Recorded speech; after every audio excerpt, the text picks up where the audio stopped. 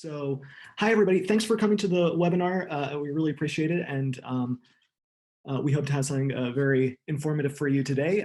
My name is Derek Caetano-Anollés. I am a science writer here at the Broad, and I'm joined here by Mark and Brian. If you have, can I just check that you guys have audio? Mark, why don't you introduce yourself? Hi, my name is Mark Fleharty. I lead the somatic methods development team, and one of the products that we currently develop and support is Mutect 2, which we will be talking about today. Excellent. And Brian, you here? Yes. Hi, I'm Brian Haas. I've been at the Broad for a long time, 10 or 13 years or something like that. And I've been a long time user of GATK, so I'm happy to be here and happy to help out with answering questions and things. Excellent. Okay, well, I have structured the webinar in the following way, and I'm not sticking too closely to the time, but we'll see what we can cover in this amount. So first, I've got a presentation here so we can cover the basics of SNV and indel discovery using Mutect 2. It's going to be about 30 minutes, and then we're going to follow that up with a Q&A using questions from you, the audience. And then we will be following that up with a tutorial and demo using the workflow that we've discussed in this presentation, but it's going to be using our workspace on the Terra platform, and I'll show you how to do that. And then we're going to follow that up again with some more Q&A, taking questions from you. So you can feel free to add comments or questions in the Zoom chat, but I would like you to, we will prioritize questions on the GATK forum. So to get there, you can do this right now. You can go to gatk.broadinstitute.org, and then on the main page, there's a forum link. You can click on that, and then there's already a webinar discussion sub-forum that you can click on, and that will let you post your Mutect 2 questions there. So it'd be really nice if you could go there now and start posting questions if you have any. That would really help smooth things along. So continuing along, we've got our presentation. So this is a presentation on, we're going to be covering the somatic SNV and indel discovery using Mutect 2 and its related tools within GATK. And yeah, let's see if we can just get started. So this is going to be the optimized workflow that we're going to be using, and it looks very complicated, I think, at first glance, but it really isn't that difficult. We're going to be starting with some VAMs that are pre-processed, and then from there, we're going to be running them through a variant calling pipeline using Mutect 2, and then finally, we're going to be doing some filtering, which will allow us to move those files onto the rest of our analysis. We're going to annotate it with Funcatator. So so start off, as you can see here on the left, we have our band files that were already selected and prepared for analysis, and that's going to be moved over to the next step, which is the variant calling. And here, Mutect 2 is going to be calling those variants and providing some annotation. It's going to be doing, but however, at that step, it's not going to be filtering any variants. Mutect 2 at this stage is going to be accepting as an input TN pairs, but it can also optionally, depending on what your specific needs are, it can optionally accept a panel of normals and also a germline population allele frequencies file. The panel of normals and germline population frequencies help to skip sites which would otherwise constitute false positives, and this is really going to help clean up your data. However, Mutect 2 does not call loss of heterozygosity or LOH events. So if your specific data is interested in looking at that, then we would recommend that you look at GATK4's allelic CNV workflow, and that's available on the website. You can find articles and documentation about that. So it's going to be the allelic CNV workflow if you're interested in loss of heterozygosity. So after the variant calling, that's going to be moving over to these files are going to be moved over to filtering. So the output from Mutect 2 is going to go into this filtering pipeline along with various metrics info. And some of that info is optional. So, you know, there might be an option for collecting pre-adapter metrics. However, in this figure, I should say that we're moving all this along to the filter variance box there at the bottom right corner of the square. And even though just it says like filter and variance, it sounds like it's very simple. There's actually a lot that's going on in that box, and we'll be discussing that in this presentation in a little bit more detail.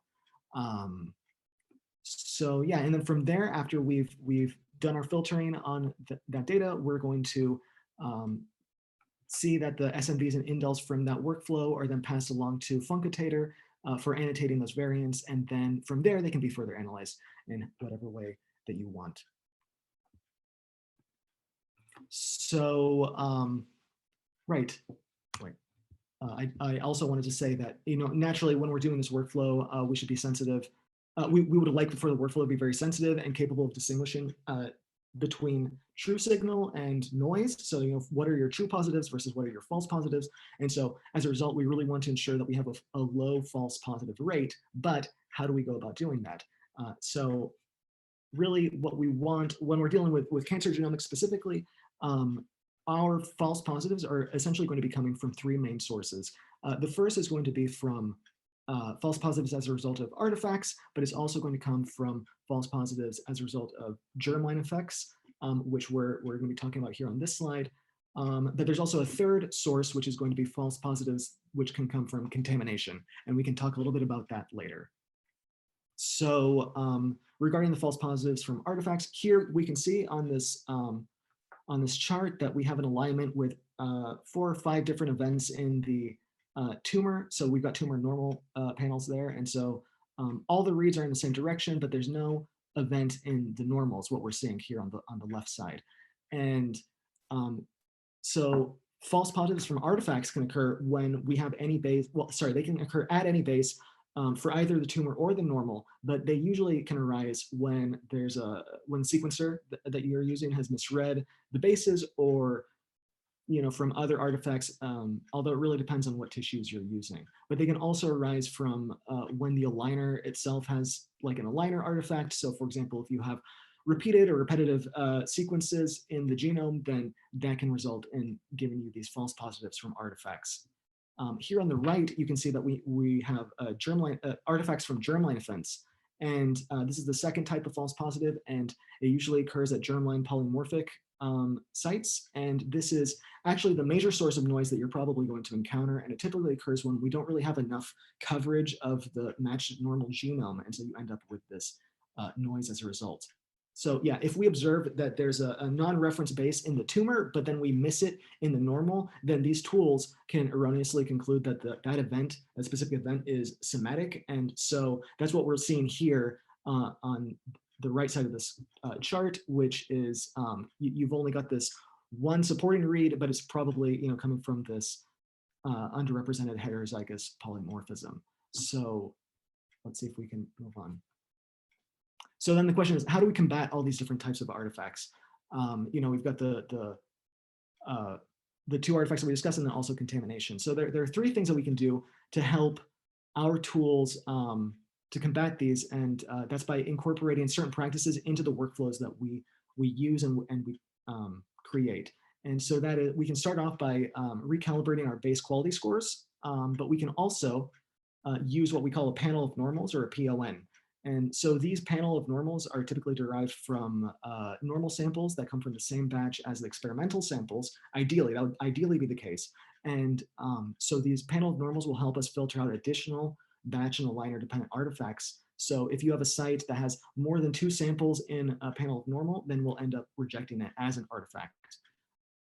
We can also, in addition to those, use a database of known variant sites such as dbSNP or XAC if you're looking at germline polymorphisms, or Cosmic for somatic mutations. And so that if there's an event in the polymorphism database that's not in, I should say that if there is an event in the polymorphism database that's non-cosmic, then we're going to ask for more support from the normal sample to disregard that.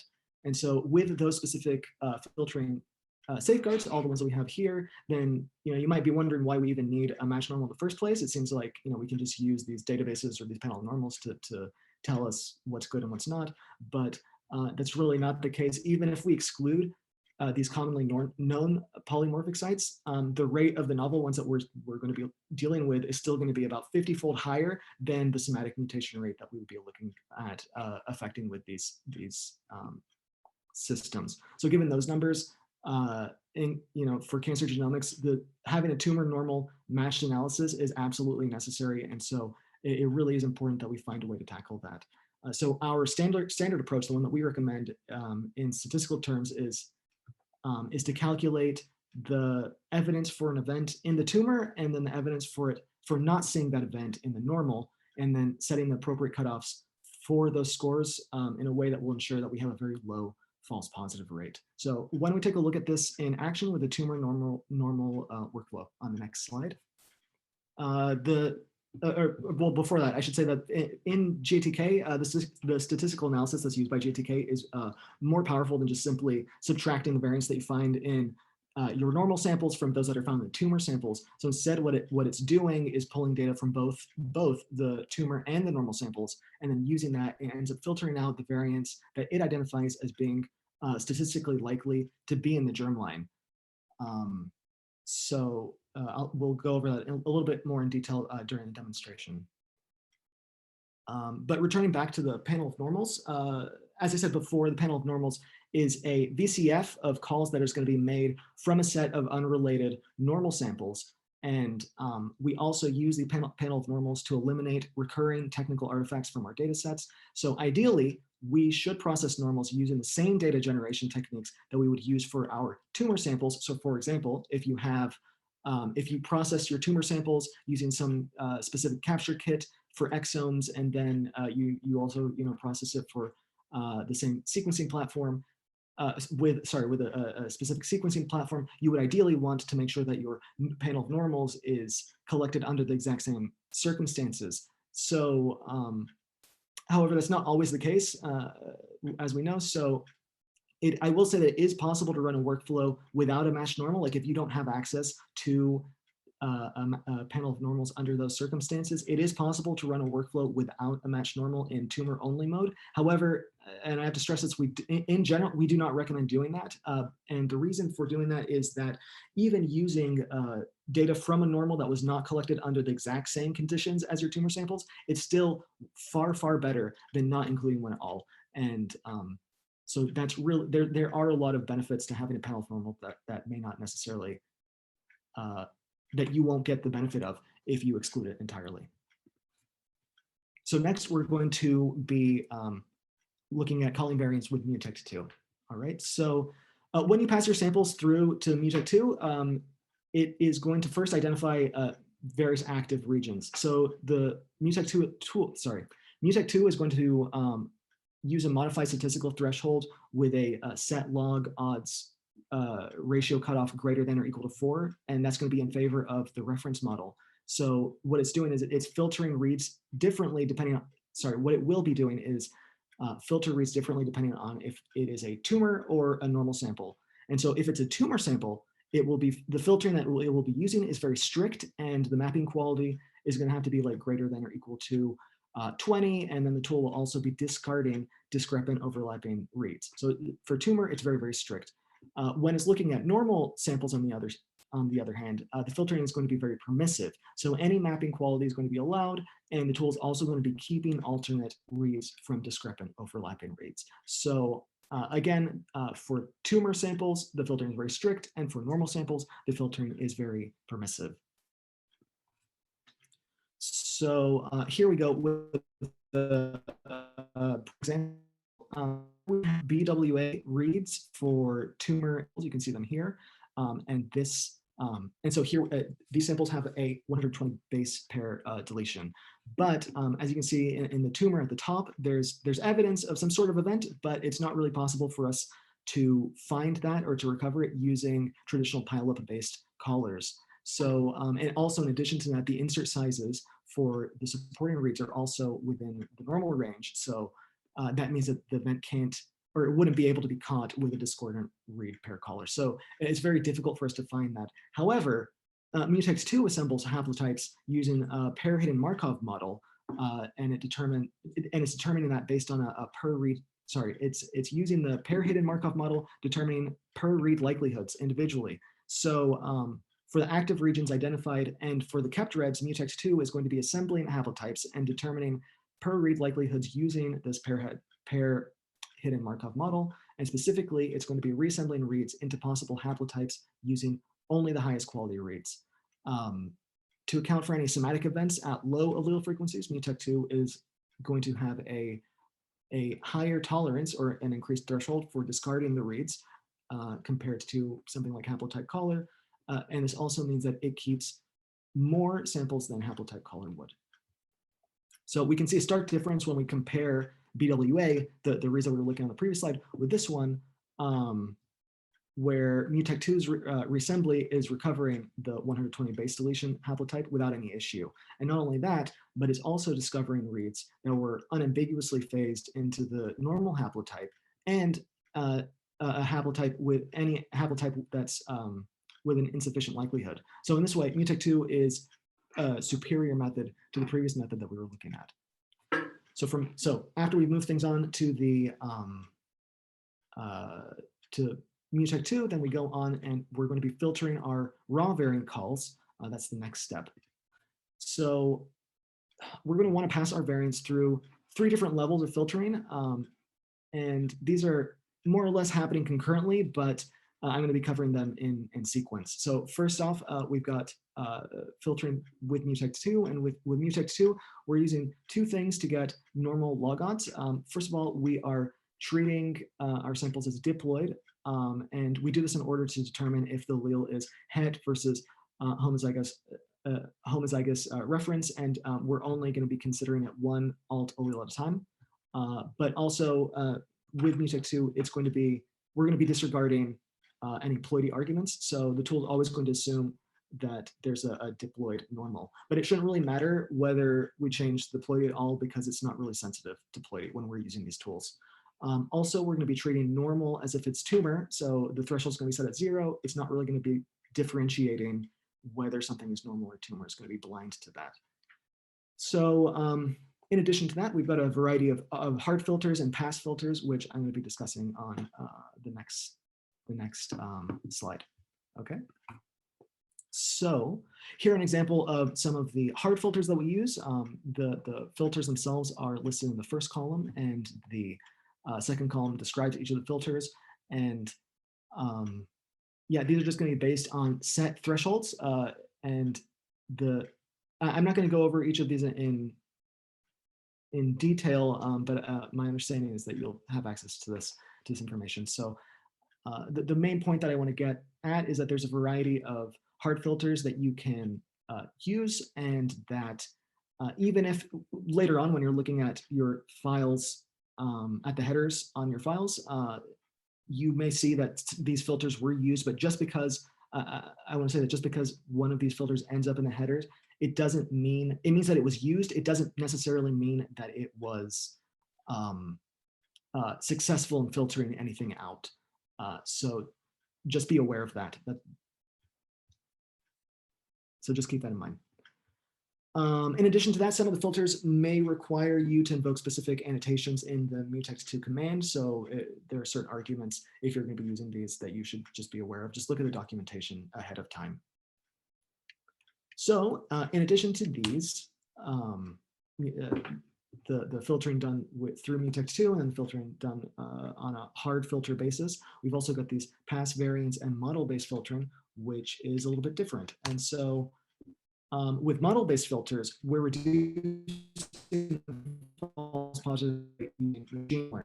So Mutect 2 is processing the raw variants, which are then passed on to filter Mutect calls. That's what you see here in the center. And from there, the hard filtered variants are going to be discarded. And there's a set of algorithms that are going to be used to calculate the error probability of the inputted variants, which will then be used to look for normals and strand bias artifacts. And those algorithms will then use that information to recalculate the error probability, which will then be used to look for bias artifacts. And then that will be sent back for recalculation, and it will just go around in a circle for a few times, and it'll keep iterating on that through machine learning until the variants are finally chosen, and it's going to be chosen based on on a manner that will maximize their F-score. So the machine learning is looking for the optimal error probability and giving you the highest quality filtered and called variance as a result. So yeah, finally, that process is going to output the called variance along with the filtered variance. And this is what you're going to end up using when you pass it on to the next step in the pipeline. This is similar to the hard filters that I was showing you. This is a list of model-based filters.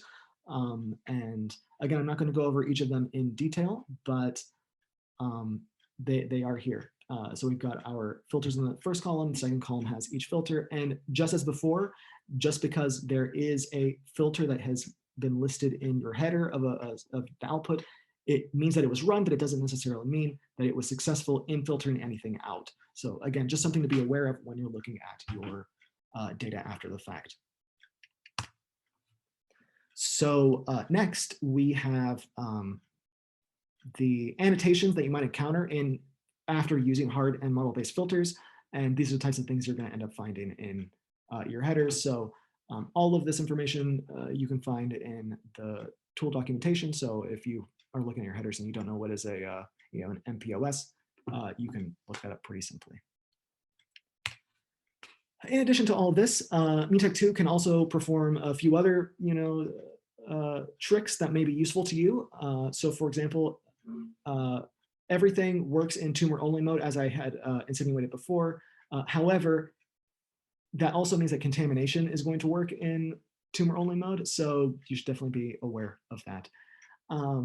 It can also call multi-samples over time for the same tumor, and in addition, you can also use Mutect 2 for mitochondria, although again, this is beta. This is in beta, so proceed at your own risk, I think. So thank you very much for your time. And now I will move on to, let's see, stop sharing. I'm gonna to move on and ask Brian and Mark, what are your opinions so far? Do you have anything that you would like to add to this that you think our audience might benefit from? No, I think that was great. Thank you. Thank you. Okay. Are there any questions? Let's see if we can take a look.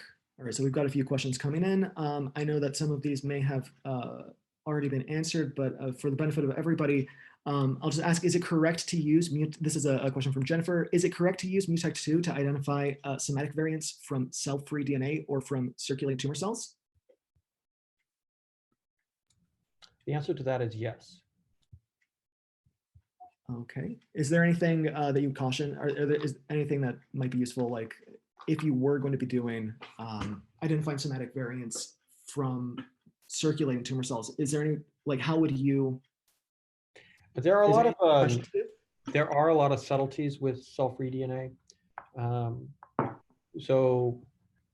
With cell-free DNA, the tumor purity is often very low, and so the allele fractions that you're dealing with in cell-free DNA are typically much lower, and so the sensitivity tends to be much lower with cell-free DNA. There are a number of tricks that people are using to get around this. One is that they're sequencing to extreme depths. Another is that they are using other types of sequencing, non-standard sequencing technologies like duplex sequencing, which allows you to, or duplex consensus calling, which allows you to get really high quality sequence data that allows you to call at much lower allele fractions than normal. So, I do recommend, if you're going to be doing cell-free DNA, to do duplex sequencing if you can. But I mean, it's going to depend on what type of tumor you're looking for and what the allele fraction is. So those are not hard, fast rules. Thanks. I'm also seeing a question here from Ting-Wen Chen asking, how do I prepare a panel of normals for my own data? And actually, we have a demo that we're going to show how to do this. However, I think their question was a little bit more about performance, and I'm not entirely sure I know what the answer is to that. Okay, well, we'll try our best. But as I said, we in general, I have some arguments that I can show for how to prepare your own data. So maybe for general usages, we can take a look at that later. So what issues might somebody encounter when they are trying to prepare their own panel of normals? Is there anything that they should be, I mean, as I had said during the presentation, like you want to make sure that your panel of normals under ideal circumstances would be coming from the same, they would be prepared under the same conditions as your tumor samples, but what types of things, if you don't have access to that type of data, what should you be aware of? What types of things might you see in your data? I'm sorry, I was responding to someone else's question. Could you Apologies. repeat the question? Sure thing. So if we have, as I said, ideally when you're preparing your panel of normals, you're going to want to use you're going to want to use samples, normal samples that were prepared under the exact same conditions as your tumor samples, but that's not always the case. They're not, typically when you're allocating your funds, you're going to be funding more samples from tumors. So as we said, it's better to have a panel of normals than to not have one. So if you don't have your panel of normals that it has been prepared in a way that's ideal, then what types of differences might you end up finding in your outputs? If you don't have a panel of normals, or if you're not able to prepare a good panel of normals, the problem is that there are a lot of different types of false positives that you're likely to get.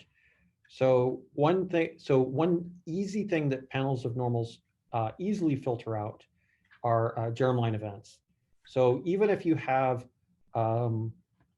radically different sequencing technologies that you're using to construct your panel of normals, which is not desirable, but even if you have very different sequencing technologies used, like maybe the library prep has to be extremely different between normal and tumor, you'll still filter out your germline variants pretty well with that. What your panel of normals also allows for, though, that may or may not be able to filter out, and this depends on how well your panel of normals matches your tumor samples, is like various rare but systematic errors. So there are lots of different types of errors that can crop up, like mapping artifacts, all sorts of artifacts due to things like FFPE, and like even like homopolymer runs. There are artifacts that occur due to homopolymer runs that can be filtered out by panels of normals. And so, your panel of normals, the quality of your panel of normals will definitely help drive down your false positive rate. And if you don't have a good good panel of normals, then your false positive rate is likely to be pretty high. And just to further that, and also just to kind of clarify, I'm pretty sure I'm not I'm not a Mutect 2 developer or anything, but just from looking at the code and looking at the process, the panel of normals is effectively like an exclusion list. All right, it's basically just defining sites along the genome that if there's a variant there, it's going to be excluded or filtered out if it's in the panel of normals.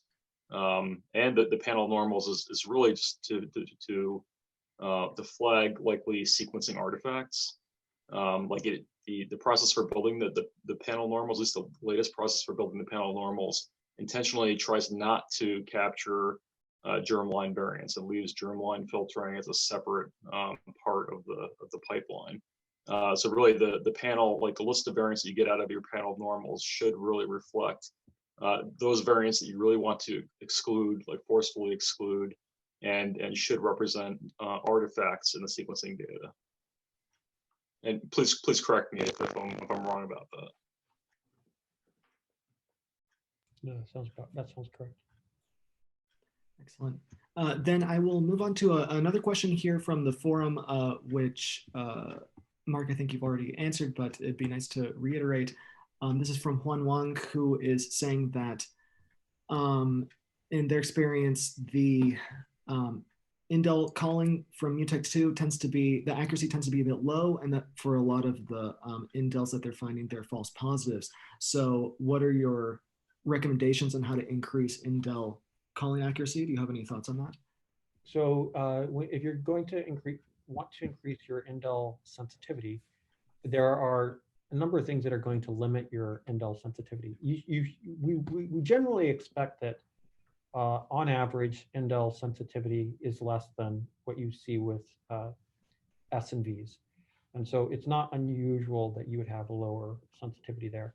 But the sensitivity is going to depend on a lot of different factors. What the allele fraction of the variants are that you're trying to detect, because if you have like a low tumor purity, then of course you're going to get a low sensitivity. So you need to be specific about what allele fraction you're trying to capture. The other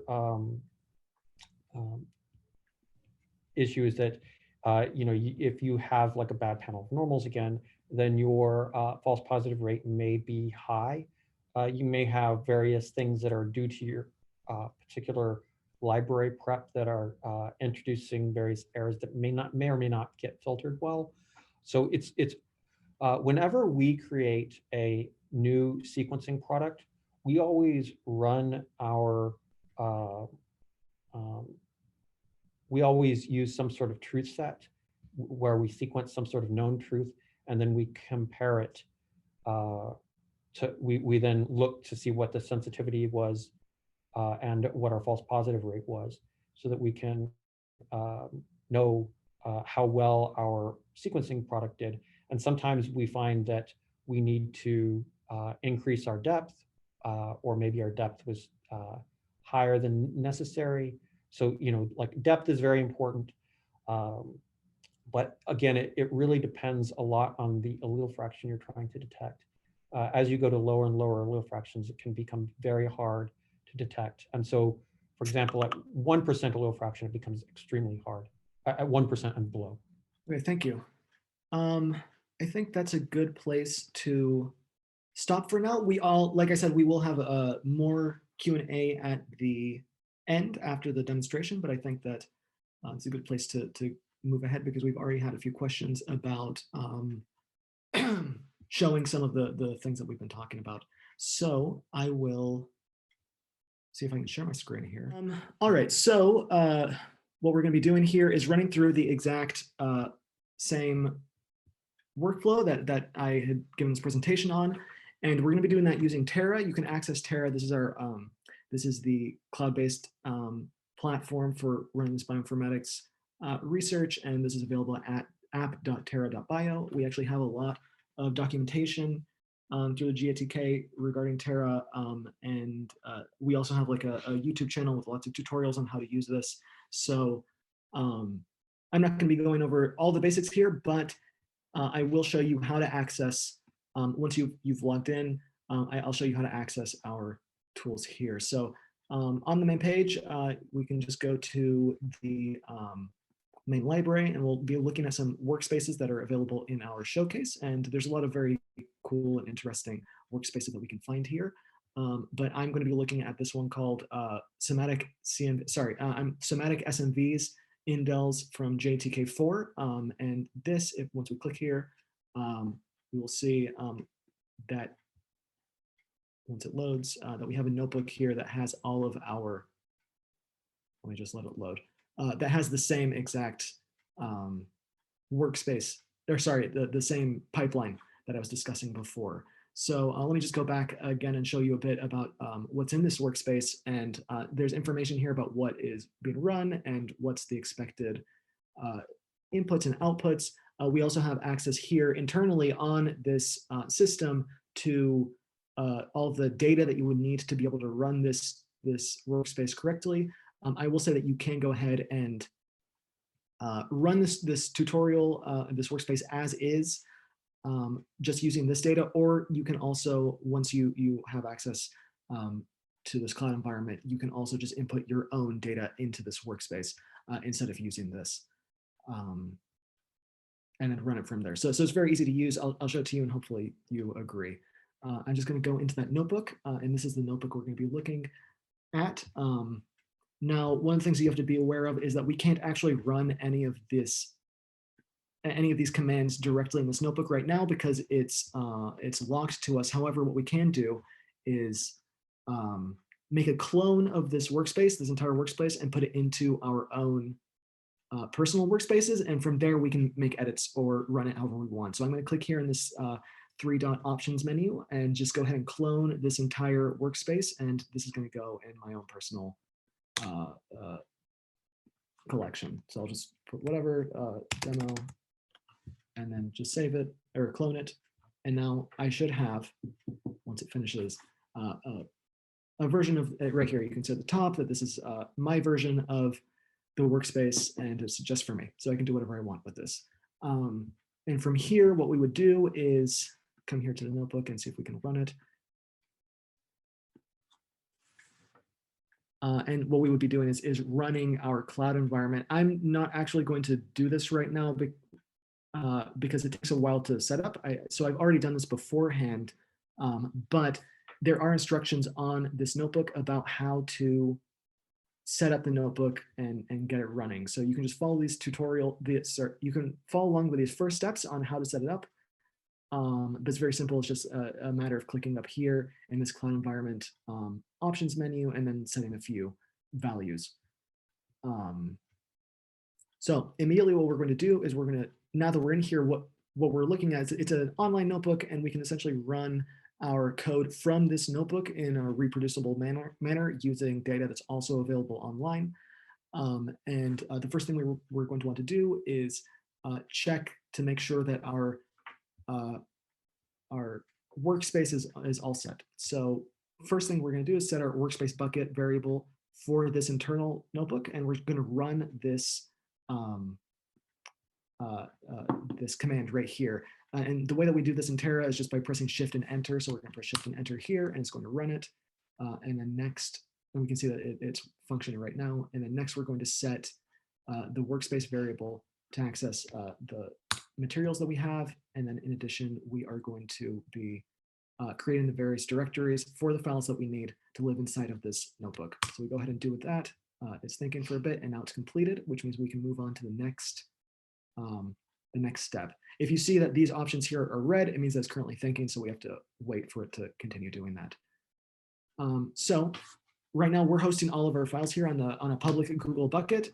So we're going to be checking to see that the data is actually available to us on this user account using this command. So I'll go ahead and click on this and then run it.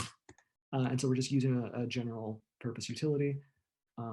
And what we should be waiting for, it's processed. And so we have a warning here that if we don't see these URLs that are listed above, then we have to go ahead and restart our kernel. So it's fortunate we do have these URLs, which means that everything's working correctly. So in addition to that, we're going to be downloading the data that we have to the notebook using these commands right here. And this is all stuff, I should say that most of this are things that you can run on the terminal, but it really is convenient to have it all located here for us. We'll just let it still processing, but it does go rather fast. So while that's going, I will say that one of the things that we need to do is make sure beforehand that we're going to be looking at this data using IGV, the Integrative Genomics Viewer, which you may already be familiar with. So one thing that, sorry, I've got Zoom in my way. Okay. So you may already be familiar with IGV and have maybe used it before, but one of the things for this to work with Google, one of the things you're going to want to do is make sure that you have the most updated IGV on your machine, and then also follow these specific instructions that are listed here to be able to connect your Google account to IGV. So there are some instructions here on how you can set it up. They're very easy. I did it in like 20 to 30 seconds. It essentially just means that you're coming here on IGV. Here I am in IGV, and you can go up to View and then Preferences, and there is a little box here for enabling Google access. And once you've clicked this, you can then log into Google, and you will have access to this Google menu item, which again will let you log in or log out. And this is going to be very useful to us because it means that we can end up viewing our Google Bucket data directly through IGB without having to upload it or download onto your computer or anything like that. So it really makes this a lot more streamlined. But to do that, make sure that you follow these instructions, that you download IGV, and that you follow those instructions on how to connect to your Google account. So how are we doing here? Have we completed? I think that we have. Operation completed. Excellent. So from here, we're going to be moving on to calling our somatic SNVs and indels to generate our BAM. So we have some raw, unfiltered somatic call set info that we have here. So we're going to use Mutect 2 right now to create a variety of files. So we've got our tumor file here inputted and our normal BAM file input. And then what we're going to be generating is our a VCF file along with BAM. And it says here that we're also going to be having generating a stats file in addition to that. So I'll go ahead and run this, and that should proceed, I think, somewhat quickly. And so yeah, as we were talking about before, Mutect 2 is going to be using a matched normal to exclude rare germline variations, but it also uses a germline population resource that can also be used to further improve the quality. One of the things you can see here for the panel of normals is that when we compare the number of calls that we're getting without a matched normal compared to those with a matched normal, there's a stark difference. So without a matched normal, you've got like 50,000 calls versus something like 5,000. So it really depends on how many of these calls you want to sort through. I'd rather have higher quality scores than the opposite. So I think that we're done here. So we can move on to making our panel of normals. So here we actually have the instructions. If you want to do this yourself, you can just use these commands. It's just GATK through Mutect 2, and then inputting your reference, and then your various normals. You would want to do this individually for each of the BAMs that you have. I'm not going to do this because it would take a very, very long time, but I will say that if you want to do this individually for your own samples, you can. So these are the steps you would use. You would first run Mutect 2 in tumor-only mode on each of those normal BAMs individually, and then you would create a genomics database from the normal Mutect 2 calls, and then from there you would combine the normal calls using this tool, create somatic panel of normals. And then you would, as an output, you would get a VCF file, a VCF.gz file, which is your panel of normals that you can then use to for the next steps. But it's almost done. The next step that we're going to be doing after we have our after we're calling our SNVs and indels is we're going to be filtering those, as I said before. And so what we're going to be doing is wanting to estimate the cross-sample contamination that we have in the samples. And we're going to be using two tools to do that. One is going to be get pileup summaries, and the other is going to be calculate contamination. So first, what we're going to do is, after this step is completed, we are going to run the get pileup summaries tool to summarize the read support for a set number of known variant sites. So they're already going to know that. They're going to be using NOMAD to do this. And then first we're going to be running that on the tumor samples, and then we're going to be running that on the normal samples. And that should produce some tables once we're able to run that. So I'm going to be patient. Excellent. And our tool has returned success, which means that we didn't run into any problems. So now, as I said, we already have our panel of normals on this workspace for us to use, but if you had your own, if you were running on your own data, at this point, you would want to update that. So let's go ahead and run our get pileup summaries. And let it do its thing. Then we will run get pileup summaries on our normal samples. I believe this is excellent. The first get pileup summaries has returned success, so we have that, and our Next one has also returned success. So then we can go ahead and use this head command. Let's go ahead. And it generates for us this table. And then we'll do the same thing for the normals. So this is for the tumor, and then we'll do it for the normal.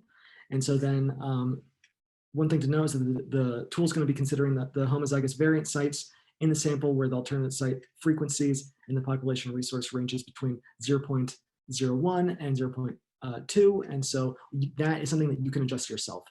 However, we're going to expect that there's going to be a lot of contamination in alternate alleles at these sites where there's an alternate AF where the alternate allele frequency is too large. So those sites wouldn't be able to tell us much. So what we're going to do after this is estimate the contamination that we have using this tool, as I said before, calculate contamination. And this is going to give us a fraction contamination. And it's also going to help us when we do downstream filtering using filter Mutect calls. So when we go ahead and run calculate contamination using as our input, our tumor table, the one that we generated before here, and then also our segments table, which we'll have access to. And as an output, we're going to do another, we're going to generate another type table here. So let's go ahead and do that.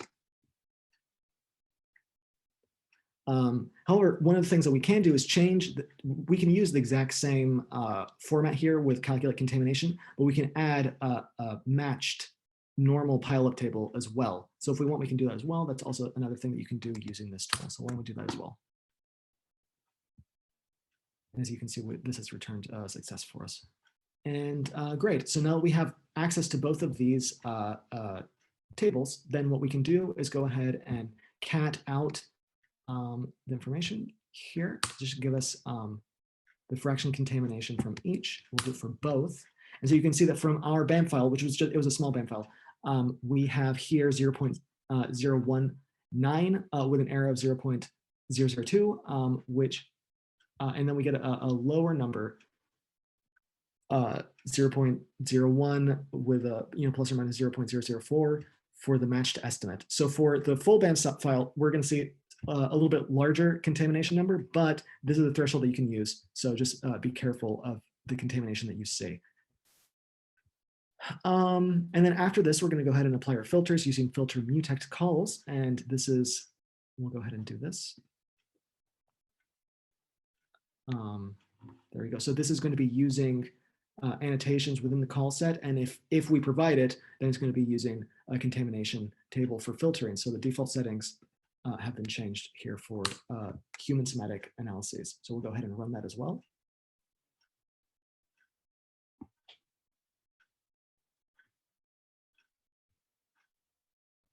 And excellent. So what this has done, what we've ended up doing with this output is producing this, this file and an index. This is a VCFGC file. And the calls that are here are likely going to be true positives. And they're going to get a pass label in the filter field. So we can probably see that in some cases here. But I think it'll be more obvious if we can just filter them out, if we can grep them out. So when we go ahead and do that.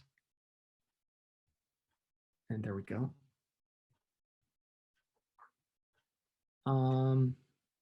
Yep, and as a note here, we have a note here that if an annotation a filter relies on is absent, then the tool's going to skip that particular filtering. So just be aware of that.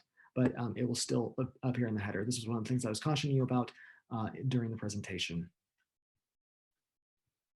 So finally, now that we have all of our information here, we can go ahead and review these calls with IGV. So what we're going to do is copy the results of our analyses into the workspace bucket so we can then load it into IGV. So when we go ahead and do that using these Google Suite calls, oh, sorry, I think it's running. Excellent. So it's now copying these files over so that we can access it using IGV. This should be pretty fast, but while it's doing that, we should set up our IGV window to make sure that we're running as our reference HD38. So by default, I've already changed this, but by default, I think it should be like HD19 if this is your first time opening it. So just make sure that we're running on HD38 or whatever reference it is that you're using. And so from then, what we're going to do is be loading from URL our different files that we've produced. So if we run this cell, it should give us a the URLs that we can then just input. So I'll just go ahead and run that, and it'll echo out the 4 links that we need to input into IGV so that we can see. So we'll go ahead and copy this. And to do that, we're going to do load from URL. This is file load from URL. I'll go ahead and input one file, say OK. Okay, so we've got that. Then I'll go ahead and do the other one. Copy. Press OK. Here we go. We've got the next one. You can see here on the side. I'll go ahead and do the third. This is going to be our tumor BAM file.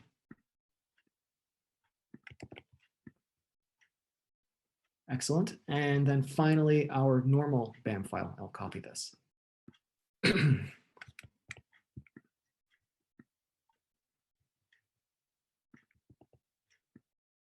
Okay. Excellent. So next we're going to be navigating to a specific locus. This is the one that we're interested in. So I'll go ahead and copy this and we'll zoom in. So I'll go ahead and paste this here and zoom in.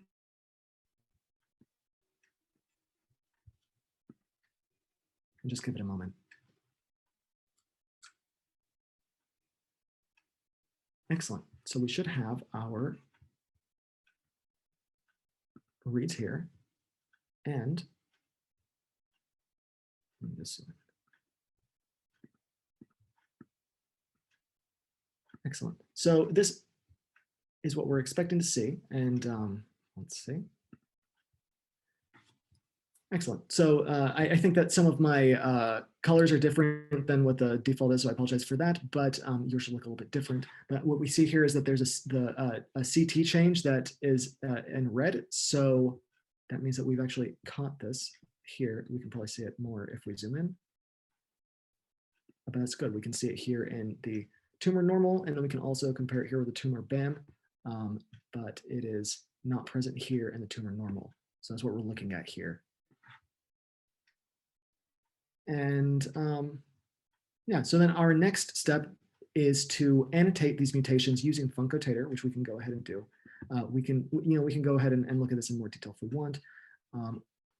But right now what we're going to do is annotate this, as I said, with Funcotator after we've done the Mutect 2 calls. So let's see. Funcotator is going to be annotating these variant alleles with information that it comes from a variety of different sources, which we can then, if you want, you can have access to that from various, I mean, you can change them, sorry, as you like, but we here at the Broad, we have resource bundles that you can then use for GATK4, or if you don't get them from this website, from these resource bundles, you can also use Funcotator Data Source Downloader, which is a tool in GATK4, which should also download the latest data sources that you can use to do this. So let's see what we've got. Excellent. Okay, so what this is doing here is it's producing as an output file a VCF call set with our annotations. You can see it here. However, it really depends on what you want out of this, depending on what your next steps are. You can also change this to use the annotation format. That's the MAF. You just need to change this this argument to say output file format MAF. So if you want to use that, you can use that as well. And then our final steps here, we're going to be examining these annotations for that specific mutation that we looked at earlier right here. We're going to look at this in more detail. So why don't we go ahead and grep out that specific chromosome. Those chromosome coordinates, and yeah, there's a lot of there's a lot of missense. It seems like there's some changes here for arginine to glutamine. You can see that, and that's repeating in all these different spaces. So we can go ahead and also, as you can see, these are all missense. So we can go ahead and count the total mutation records in here, make it clean up in a bit, and we can, and let's do this again, count the number of missense records that we see here. And then finally, we're going to count the number of missense records that pass the filter, pass filters. So as you can see here, we have about 124 mutation records in total, but only 21 of those are annotated as missense. And then of those, we can see that only 10 pass filters. So that's good for us. That's a lot less for us to look through. But then from there, we can go ahead and explore, we can review these filtered indels and look at them in more detail later. So, out of all this, you should be able to see which of these are most interesting to you, if this is like the gene that's most interesting to you for your research, or as I said, you can go ahead and change this to be whatever coordinate you want. It's not that difficult. So, I mean, if I wanted to add, I don't know, something more downstream, we could do that as well. It's really up to you. So with that, I will stop talking and kind of open things up to our group and see if we can take some more questions, because hopefully there are more questions. Thank you, everybody. Here's one that doesn't have any comments. This is from Yuting He. It says, what is the training data for the model-based filters? Right, so that is a good question, because these are machine learning algorithms, right? So what's the training data that was used to generate these models? So I mean, so we don't use a machine learning algorithm in the way that I think a lot of people think of truth data for somatic calling as maybe, having Mutect look at, truth variants and then using those truth variants in some particular data set to then train on and then call those variants on your data. That's not how it works. Typically what we're doing is we're collecting statistics about your data and plugging those statistics into a model. So for example, the reorientation bias filters, we collect various orientation bias statistics and we use those statistics in a model that then is used to filter the variants. We also use, for example, we have a contamination filter, which learns from your data what it makes an estimate as to how contaminated your data is. And then based on that contamination, the estimate of the contamination, it may or may not filter variants at low fraction that may look like they could have been caused by contamination. And so our model-based filters are not using a truth set in the sense that they're not using some sort of known list of true positive variants. But right, stay tuned for that. So we are, I don't know if I'm going to say it, but we are in the middle of developing Mutect 3. And this is a fairly radical redesign of Mutect 2. And we are going to be including a lot more machine learning into Mutect 3 that we don't have in Mutect 2. But that's going to be many months away. Okay. Thanks, Mark. I hope you didn't break any NDAs dropping that bomb. No NDAs. All right. So I've got another question here, also from Yuting, which I see that you already answered, but maybe for others,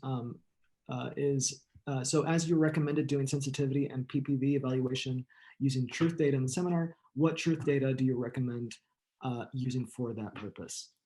And I don't know if this was already answered in the chat, but maybe you could. I did answer this. So one of the things that we typically do, there's actually quite a few different truth sets that we use.